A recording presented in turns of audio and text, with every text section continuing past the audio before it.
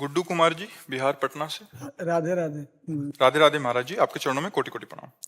महाराज जी, हमारे शरीर से जो सही गलत कार्य करने के लिए जो विचार आते हैं वो कौन से शरीर से आते हैं, अंतःकरण या कारण शरीर से? अंतःकरण। अंतःकरण। विचार करने की सामर्थ्य बुद्धि में है। जो विचार क्रिया में उतरता है वो संकल्प मन में है, और जो क्रिया करने का अहंकार है वो अहम में है कि मैं करता हूं, और जो उस क्रिया का चिंतन होता है वो चित्त में। चारों एक साथ कार्यरत रहते हैं, मन, बुद्धि, चित्त, अहंकार। ये अंतःकरण चतुष्टय चार कहा गया है पर एक ही है। निश्चय करने के कारण विचार का, बुद्धि, क्रिया में उतारने का संकल्प, क्रिया का चिंतन चित्त, और क्रिया स्वीकृति अहंकार।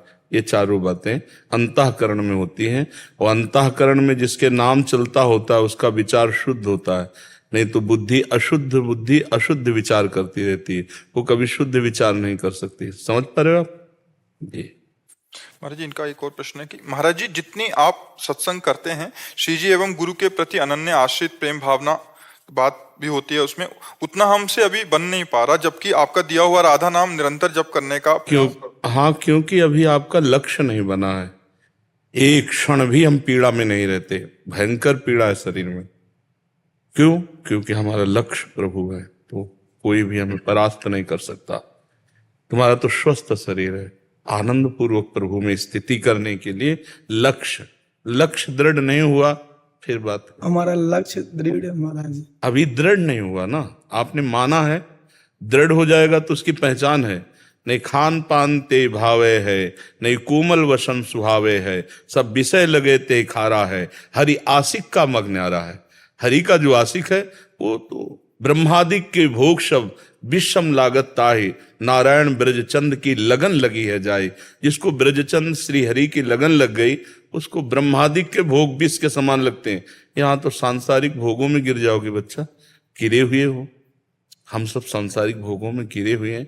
ब्रह्मलोक तक के भोग उसे अच्छे नहीं लगते जिसको श्री हरि से प्रेम होने लगता है, श्री हरि लक्ष्य हो जाते हैं जिसका।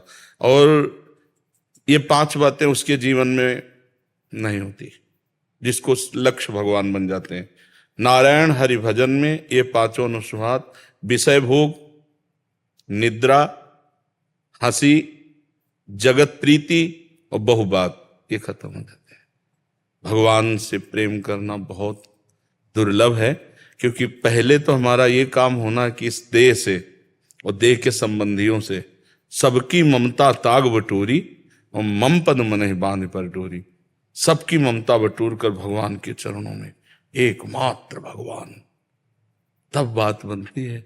अभी तो हम जैसे हाथ पे हाथ रखे बैठे हैं और चाह कर रहे हैं कि खेती हमारी बहुत अच्छी उदय और उसमें हम बहुत अन्न प्राप्त करें, तो फिर हमको हाथ से हाथ हटाकर मेहनत करनी होगी, हमको कर्तव्यशील होना पड़ेगा।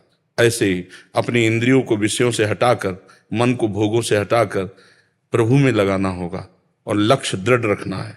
चाहे दुख आवे चाहे सुख, वीर तुम बढ़े चलो, धीर तुम बढ़े चलो।